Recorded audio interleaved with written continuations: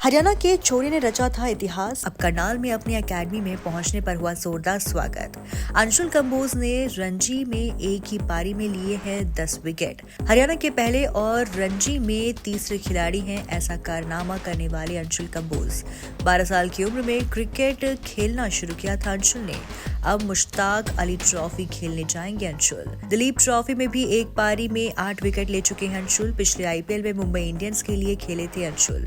Team India में खेलने के सवाल पर बोले अंशुल, मुझे अपना बेस्ट देना है, अच्छी परफॉर्मेंस देनी है, रिजल्ट की नहीं सोचनी। राणा ब्रदर्स की एकेडमी में खेलते हैं अंशुल। घर आने पर भी प्रैक्टिस के लिए आते हैं अंशुल। ये कहानी है संघर्ष की, ये कहानी है परिश्रम की, ये कहानी है क्रिकेटर बनने की, ये कहानी है इतिहास रचने की और ये कहानी है सम्मान हासिल करने की। ये कहानी है अंशुल कंबोज की, वो खिलाड़ी जो टीम इंडिया के सिलेक्शन की दहलीज से महज एक कदम की दूरी पर खड़ा है, पर उसे करने हैं सिर्फ मेहनत। उसे नतीजे की चिंता नहीं, उसे सिर्फ अपने गेम में बेस्ट देना है। अंशुल कंबोज करनाल के इंद्री के फाजिलपुर गांव का रहने वाला छोरा है जिसने एक कीर्तिमान कुछ दिन पहले बनाया और जब वो अपनी एकेडमी में पहुंचा तो उसका स्वागत भी हुआ और केक भी काटा गया। अंशुल कंबोज जिन्होंने रणजी ट्रॉफी में एक ही पारी में 10 विकेट अपने नाम किए, ऐसा कारनामा करने वाले वो हरियाणा के पहले और रणजी क्रिकेट में तीसरी खिलाड़ी हैं। वही फर्स्ट क्लास क्रिकेट में वो छठे खिलाड़ी हैं। ये कारनामा उन्होंने रोहतक के लाहली में चौधरी बंसीलाल स्टेडियम में केरला के सामने रचा, जब उन्होंने हरियाणा की तरफ से खेलते हुए केरल के बल्लेबाजों को अपने आगे टिकने नहीं दिया। इससे पहले वो अंडर 19 आईपीएल दिलीप ट्रॉफी खेल चुके हैं। इसके अलावा कई टूर्नामेंट खेलते हुए भी उन्होंने अपना बेहतरीन प्रदर्शन किया। हर टूर्नामेंट में 3 फॉर्मेट होते हैं, तो रेड बॉल जो था अभी वो जस्ट फिनिश्ड हुआ है, तो मतलब फिनिश नहीं हुआ, एक रह गया, हाफ हुआ है, हाफ वाइट बॉल के बाद होगा। तो एक फॉर्मेट T20 फॉर्मेट होता है, उसमें आपका माइंडसेट थोड़ा, बैट्समैन का माइंडसेट थोड़ा अटैकिंग रहता है, तो हमें थोड़ा कोशिश यही रखना होता है कि जितना हम कम रन दे पाएँ, कम बैट्समैन को कम रन दे पाए, उतना जल्दी उसका विकेट मिलता है हमें। तो एक 50 ओवर फॉर्मेट होता है, उसमें भी यही होता है कि कोशिश यही रहती है कि जितना हो सके एक अच्छे लाइन लेंथ पे फोकस कर पाएँ। अपनी जर्नी के बारे में कुछ बताएं। फाजिलपुर गांव, वहां से करनाल तक का सफ़र और उसके बाद अलग अलग देशों में खेलने का सफ़र। यही है स्टार्ट, जब मैं 12 साल का तब मैंने एज अ प्रोफेशनली क्रिकेट खेलनी स्टार्ट करी थी। तो तब से यही माइंडसेट रहा है कि डे बाय डे जितना मेहनत कर सकता हूँ उतना मेहनत करूँ और अपने एक क्रिकेट को लेके फोकस्ड रहूँ, ज़्यादा इधर उधर ना भटकूँ और कोशिश करूँ कि जितना हो सके किसी भी, चाहे वो छोटा हो चाहे बड़ा हो, तो कुछ भी सीखूं और अपने आप को डे बाय डे बेटर करूँ। आप बहुत काम है और ये बहुत अच्छी बात भी है, रिजल्ट के बारे में नहीं सोचते। ये कामनेस कैसे आती है, ये शांति कैसे आती है? कि आप जितना आप मेहनत करते हो, जितना प्रैक्टिस करते हो, उतना आप कॉन्फिडेंट रहते हो, अपने प्रोसेस पे ध्यान देते हो। क्योंकि जब आप प्रैक्टिस नहीं करोगे तो आपका ओबियसली रिजल्ट पे ध्यान रहेगा, क्योंकि आपने वो मेहनत नहीं की है, वो प्रोसेस नहीं किया। जब वो प्रोसेस आप करते रहोगे तो आपको उस प्रोसेस पे कॉन्फिडेंट रहोगे, तो आपको रिजल्ट्स भी अच्छे हैं। मुश्ताक अली टूर्नामेंट आ रहा है, आईपीएल की ऑक्शन होने वाली है, किस तरीके से उसको लेकर आप तैयार हैं या किस तरीके से देखते हैं?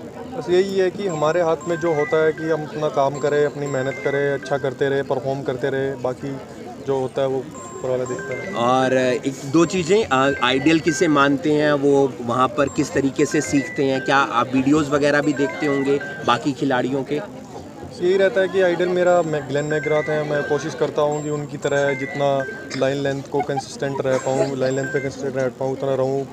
क्योंकि एक क्रिकेट में एक वही एरिया होता है कि जितना आप कंसिस्टेंट रहोगे उतना ही आप विकेट भी ज़्यादा लोगे और आप रन भी कम लोगे। आज मौका मिला है ग्लेन मैकग्रा से मिलने का? हाँ, मिला था, अभी 6-7 साल हो गए। कैंप लगा था, 3 दिन का इधर लाली में ही लगा था कैंप, तो वो भी आए थे। बस बहुत प्राउड मोमेंट है हमारे लिए और आप लोगों का बहुत धन्यवाद है कि आप हर एक कवरेज करते हो ताकि लाइमलाइट में रहे अंशुल। तो बहुत अच्छी बात है, ये बहुत प्राउड मोमेंट है। बस मेरा एक ही सपना है कि जल्दी से जल्दी इसे इंडियन टीम में मौका मिले।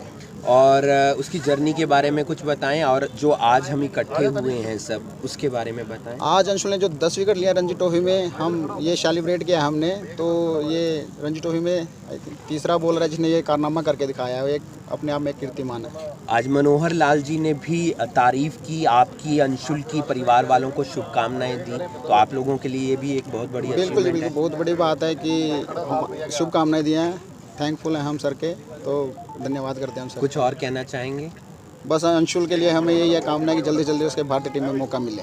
करनाल में 12 साल की उम्र में उन्होंने अपना क्रिकेट खेलना शुरू किया। इस उम्र में उन्होंने सफर काफी करना पड़ता था क्योंकि वो दूर से आते थे, लेकिन फिर माता पिता यही शिफ्ट हो गए और उसके बाद उन्होंने अपने गेम को आगे बढ़ाया। अंशुल आखिरी साल मुंबई इंडियंस की तरफ से आईपीएल भी खेलते हुए नजर आए थे।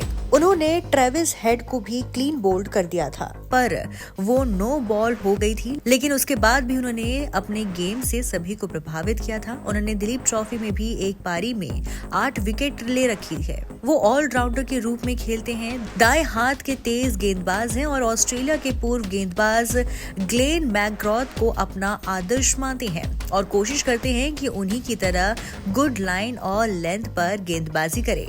वो अपने घर करनाल आए हुए थे तो वो अपनी एकेडमी जहां से उन्होंने शुरुआत की थी वहां पहुंचे, प्रैक्टिस की और उसके बाद उनका स्वागत हुआ और केक काटा। वो AK-47 के नाम से प्रचलित है क्योंकि उनकी जर्सी का नंबर 47 है और उनका नाम अंशुल कंबोज है। अब मुश्ताक अली ट्रॉफी खेलने मुंबई जाएंगे। उम्मीद है कि उनकी परफॉर्मेंस आगे भी अच्छी रहे और वो भारत की टीम के लिए खेले और अच्छा प्रदर्शन करे। वहीं केंद्रीय मंत्री मनोहर लाल ने भी अंशुल और उसके परिवार और उसके कोच को बधाई दी। करनाल सेक्टर 32 का जो लड़का बालक अंशुल कंबोज, उसने रणजी ट्रॉफी में एक ही पारी में 10 विकेट लिए। ये बहुत बड़ी एक बात है खिलाड़ी के लिए है। मैं अंशुल कंबोज और उनके परिवार के लोगों को बहुत बहुत बधाई देता हूँ। उनके जो कोच हैं, उनको खेल सिखाते हैं, उनको भी बधाई देता हूँ और इस प्रकार से प्रेरणा बाकी खिलाड़ियों को भी उनसे लेनी चाहिए।